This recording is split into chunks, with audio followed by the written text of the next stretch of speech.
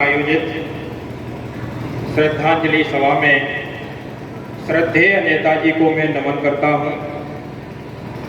पूर्व के तमाम वक्ताओं ने आदरणीय नेताजी के बारे में बहुत सी बातें बताई। बस दो तीन बातें मैं बताना चाहता हूं। नेताजी ने 1992 में समाजवादी पार्टी बनाई। उसका एक ही उद्देश्य था, इस देश में समता और समानता स्थापित होनी चाहिए। नेताजी की इच्छा थी कि इस देश से जातिवाद खत्म होना चाहिए, इस देश में सब बराबर होने चाहिए। और जब जब नेताजी को उत्तर प्रदेश में सत्ता चलाने का अवसर मिला, नेताजी ने गांव, गरीब, किसान, मजदूर, दलित, पिछड़े, नौजवान, मुसलमान, शोषित और वंचितों के लिए जितना संभव हो सकता था उतना काम किया। काम गिनाएंगे तो लंबी सूची हो जाएगी। और जब एक बार उन्हें रक्षा मंत्री बनने का अवसर मिला तो एक बहुत बड़ा काम नेताजी ने किया। इसमें से आप लोग भी जानते होंगे कि पूर्व में जब हमारे सैनिक शहीद हो जाते थे तो उनका जो मृत शरीर था, डेड बॉडी थी, वो उनके घर तक नहीं आती थी। जब नेताजी रक्षा मंत्री बने तो सर्वप्रथम नेताजी ने उस मृत शरीर को उस फौजी भाई के, उस सैनिक के घर तक पहुंचाने का काम किया और उस परिवार के सदस्यों की सहायता के लिए 10 लाख रुपए का अनुदान और सहायता राशि देने का भी काम किया। ये बहुत बड़ा काम किया आदरणीय नेताजी ने। जहां नेताजी ने राजनीति में बहुत उतार चढ़ाव देखे, कई बार चुनाव जीते, कई बार सत्ता से हटे, लेकिन नेताजी एक ही बात कहते थे कि सत्ता मिल जाए तो इतराना मत और सत्ता चली जाए तो घबराना मत। नेताजी कहते थे पद कोई महत्वपूर्ण नहीं है। अगर कोई प्रधान बन जाएगा, जिला पंचायत बन जाएगा, ब्लॉक प्रमुख बन जाएगा, एमएलए एमपी बन जाएगा तो उसे सम्मान केवल 5 साल के लिए मिलेगा। और संघर्ष के रास्ते पर जो अपनी पहचान बना लेगा व्यक्ति, उसका सम्मान जीवन भर के लिए रहेगा। ये नेताजी कहते थे इस बात को। नेताजी आरक्षण के समर्थक थे।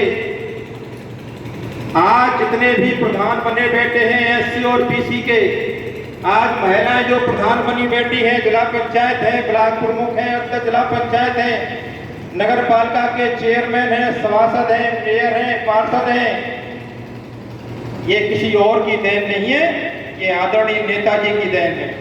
1995 में अगर पंचायत के चुनाव में और स्थानीय निकाय के चुनाव में अगर दलित और पिछड़े वर्ग के लिए आरक्षण नहीं करते तो दलित और पिछड़े लोग आज माननीय नहीं कहलाते।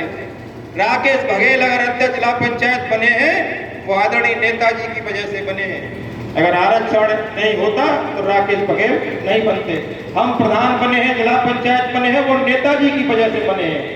और 1995 के पहले के रिकॉर्ड अपने अपने काम को उठा के देख लो, कोई पूछने वाला नहीं था।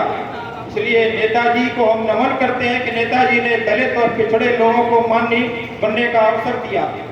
और नेताजी कार्यकर्ताओं को कितना चाहते थे, मैं अपना खुद का एक वाक्य बताना चाहता हूँ। मैं एक बार नेताजी के पास गया, मेरे साथ मेरे गांव के 4-5 किसान लोग भी थे। कोई एक समस्या थी, उस समय मेरे पास गाड़ी नहीं थी, छोटी गाड़ी थी मारुति, तो मारुति से लखनऊ का सफर नहीं हो सकता था।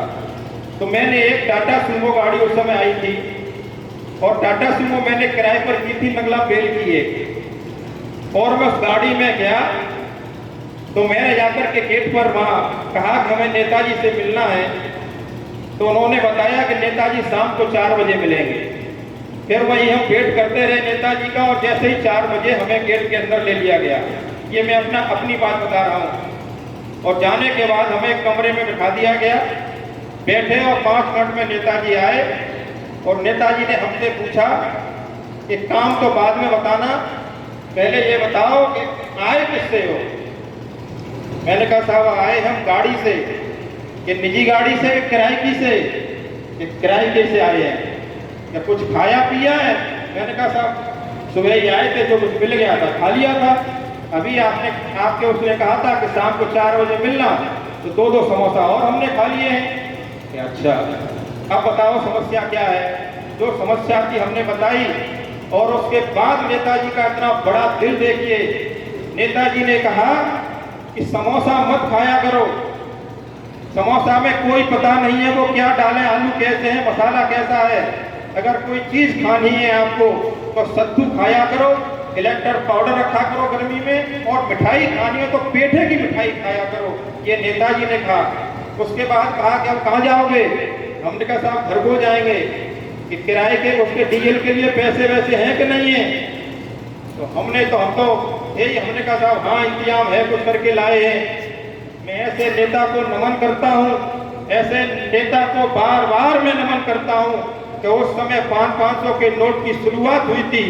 और हमारे अमरिंद भाई जी जानते हैं और जो लोग पार्टी से जुड़े जानते हैं, जगजीवन बाबूजी थे उस समय नेताजी का काम देखते थे, हालांकि वो चले गए हैं। और जगजीवन बाबूजी से कह करके हमें 5000 रुपया देने का काम नेताजी ने किया कि इसमें से डीजल डलवा लेना और जाकर के इनको खाना खिला देना।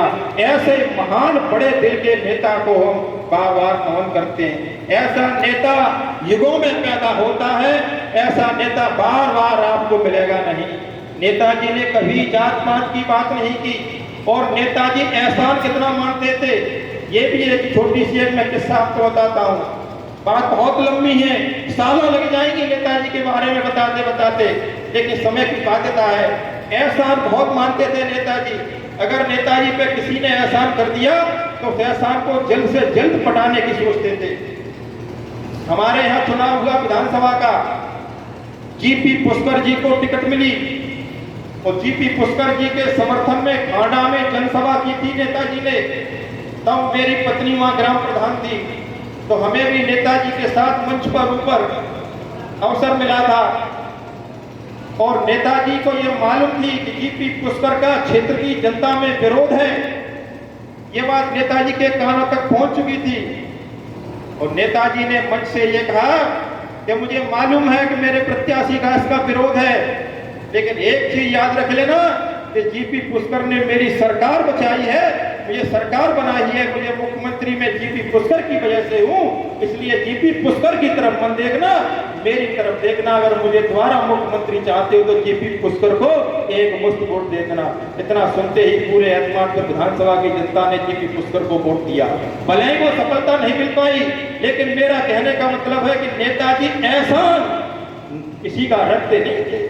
जिस तरह की तमाम घटना है नेताजी की, खांडा में तो 3 बार सभा की थी नेताजी ने, बहुत प्यार करते थे पूरे एतमाद के क्षेत्र को। और रही बात जातवाद की, जातिवाद का आरोप लगाते थे कि नेताजी की सरकार तो यादवों की सरकार है। नेताजी की सरकार यादवों की सरकार कभी नहीं रही। जब भी नेताजी का मंत्रिमंडल बना, उस मंत्रिमंडल को उठा करके आप देख लेना, यादव को 3रे नंबर पर मंत्री बने थे उसमें। 2012 के मंत्रिमंडल की मैं आपको बता रहा हूं, 2012 के मंत्रिमंडल में 16 मंत्री ठाकुर थे, 16 मंत्री ठाकुर, और 14 मंत्री थे ब्राह्मण और 12 मंत्री थे यादव। तो बताइए नेताजी में कहाँ था जातिवाद का? जातिवाद की सरकार तो अब चल रही है, जिसमें मात्र एक सिंगल यादव मंत्री है और एक सिंगल मुसलमान मंत्री है। और हम पे आरोप लगाते थे, नेताजी पे आरोप लगाते थे ये सरकार जातवाद की है। नेताजी ने कभी जातपात नहीं देखी। अगर बम्बा का पानी फ्री किया तो जाति देख करके नहीं किया। अगर कन्या को कन्या भी दे काम किया तो ये नहीं पूछी कि कन्या किस जाति की है। अगर एलडीबी का 10,000 रुपया माफ करने का काम किया तो ये नहीं पूछी किसान की जाति क्या है। इस तरह की तमाम योजना चलाने का काम किया। उत्तर प्रदेश में बहुत सारे विकास कार्य नेताजी ने किए, लेकिन एक बात और है सबसे बड़ी जो नेताजी की खास बात है, वो ये है कि नेताजी की पहचान इसलिए नहीं है कि नेताजी उत्तर प्रदेश के 3 बार मुख्यमंत्री रहे। नेताजी की पहचान इसलिए नहीं है कि नेताजी देश के रक्षा मंत्री रहे। नेताजी की पहचान इसलिए है कि अगर देश में कोई नेता था जिसकी कथनी और करनी में कोई फर्क नहीं था, उसका नाम मुलायम सिंह यादव था। ऐसे नेता बार बार पैदा नहीं होते। ऐसे नेता के बताए हुए रास्ते पर हमको चलना पड़ेगा। और बार बार नेताजी एक ही शब्द कहते थे कि संघर्ष करो, संघर्ष। जहां अन्याय हो उस अन्याय के खिलाफ खड़े हो जाओ, अन्याय का विरोध करो और न्याय का साथ दो। यही नेताजी का संकल्प है, यही नेताजी का सपना है। जो अधूरे काम रह गए हैं उन्हें सभी लोग मिलकर के आदरणीय अखिलेश यादव जी के चेहरे में मुलायम सिंह यादव जी का चेहरा देखते हुए, नेताजी के पद चिन्हों पर चलते हुए और जहाँ अन्याय हो अन्याय के खिलाफ खड़े होते हुए और जो न्याय है उसका साथ देते हुए श्री अखिलेश यादव जी को मजबूत करेंगे। तभी सही मायने में श्रद्धांजलि होगी। भाई राकेश बघेल जी का मैं बहुत बहुत दिल की अनंत गहराइयों से आभार प्रकट करना चाहता हूँ, जिन्होंने राजनीति से हटकर, दलगत राजनीति से हटकर, जातिवाद से हटकर एक किसानों के मसीहा, दलितों के मसीहा, गरीबों के मसीहा, पिछड़ों के मसीहा, सबके मसीहा का आज श्रद्धांजलि सभा का आयोजन किया है। इसलिए भाई राकेश बघेल को भी मैं बहुत बहुत धन्यवाद देना चाहता हूँ। एक बार पुनः आदरणीय नेताजी को, श्रद्धेय नेताजी को मैं अपनी तरफ से पुष्पांजलि अर्पित करता हूँ, श्रद्धांजलि देता हूँ। बहुत बहुत धन्यवाद। जय हिंद, जय भारत। मुलायम सिंह अमर रहे, मुलायम सिंह यादव अमर रहे। बहुत बहुत धन्यवाद। धन्यवाद बड़े भाई।